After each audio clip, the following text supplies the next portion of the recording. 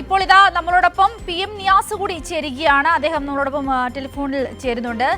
Sir നമസ്കാരം. നോക്കൂ, ഈ ഒരു പ്രശ്നം വന്ന ശ്രദ്ധയിൽപ്പെട്ട ആ സമയം മുതൽ വളരെ കൃത്യമായി താങ്കളുടെ നിലപാട് വ്യക്തമാക്കിയിരുന്നു. അത് നേരിട്ടറിയിക്കുവാൻ വേണ്ടി മുഖ്യമന്ത്രിയെ കാണുവാൻ ശ്രമിക്കുകയും ചെയ്തിരുന്നു.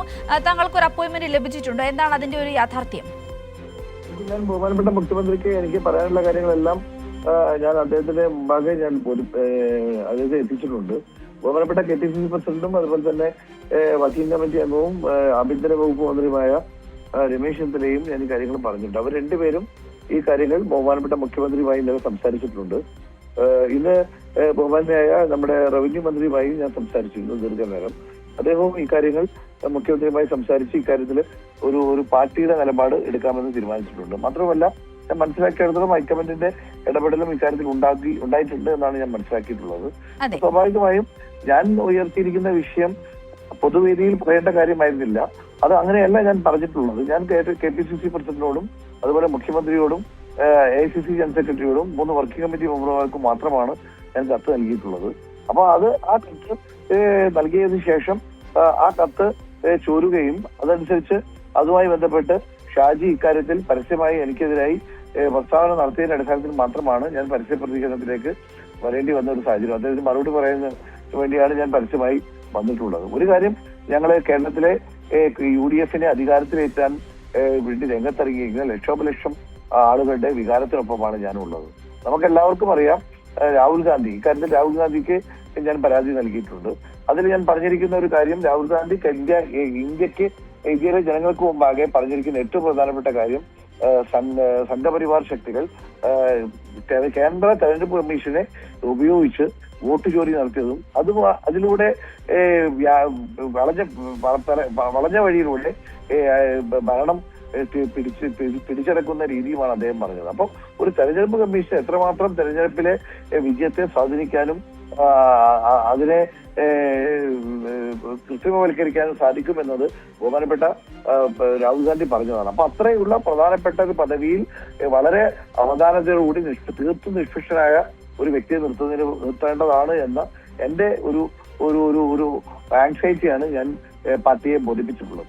ആ തീരുമാനം പാർട്ടി ഹൈക്കമാൻഡ് ഇക്കാര്യത്തിൽ ഞാൻ പറഞ്ഞതിന് വാങ്കിഷ് തീർച്ചയായും ഈ ഒരു കാര്യത്തിൽ പരിശോധിക്കണം എന്ന നിർദ്ദേശം ഉണ്ടായിട്ടുണ്ട് എന്നാണ് ഞാൻ മനസ്സിലാക്കുന്നത്. അപ്പൊ അതുകൊണ്ട് അത്രയും കാര്യങ്ങൾ അദ്ദേഹം കേട്ടില്ല.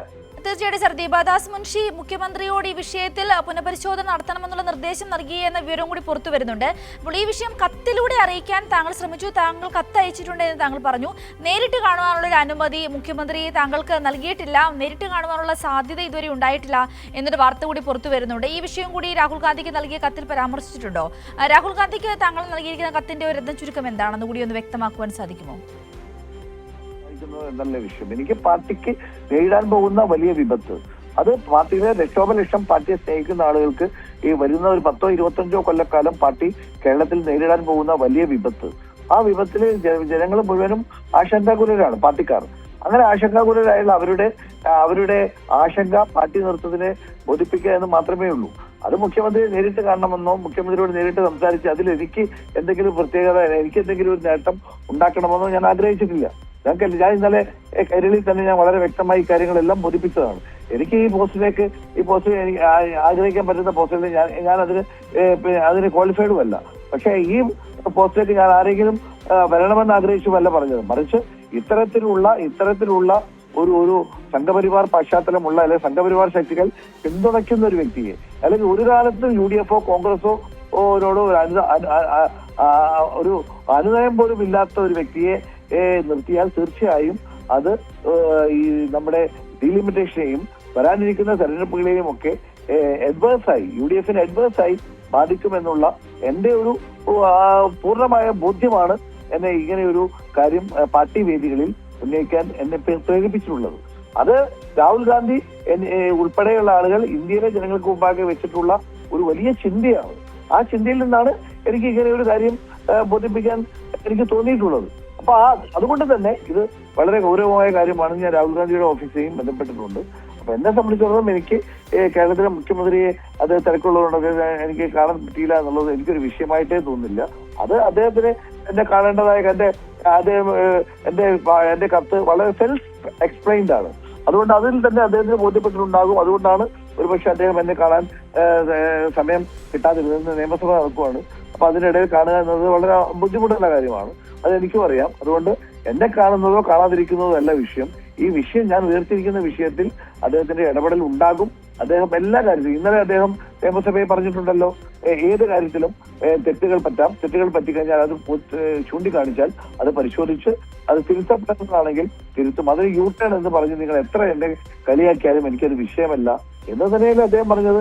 അത് കേരളത്തിലെ ജനങ്ങൾ മുഴുവനും അദ്ദേഹത്തെ ഇഷ്ടപ്പെടുന്നത് അതുകൊണ്ടാണ്. അദ്ദേഹത്തിന്റെ ഈ തുറന്ന സമീപനമാണ്. ആ തുറന്ന സമീപനം എന്തായാലും ഈ ഒരു നിയമനത്തിൽ മുഖ്യമന്ത്രിക്ക് തെറ്റുപറ്റി എന്ന കാര്യം സ്പഷ്ടമാണല്ലേ? തെറ്റുപറ്റിയെന്നല്ല, ഈ ഒരു തീരുമാനം ഒരിക്കലും അവധാനത്തോടുകൂടി ഒരു ചർച്ച ചെയ്ത് തീരുമാനമെടുത്തു എന്ന് ഞാൻ വിശ്വസിക്കുന്നില്ല. അത്തരത്തിലുള്ള തെറ്റ് ആണ് എന്ന് എനിക്ക് ബോധ്യപ്പെട്ടാൽ, അല്ലെ എനിക്ക് അങ്ങനെ തോന്നിയാൽ ആ കാര്യം ഞാൻ എന്റെ പാർട്ടിയെ ശ്രദ്ധയിൽപ്പെടുത്തി, അത്ര മാത്രമേ ഉള്ളൂ. ശരി.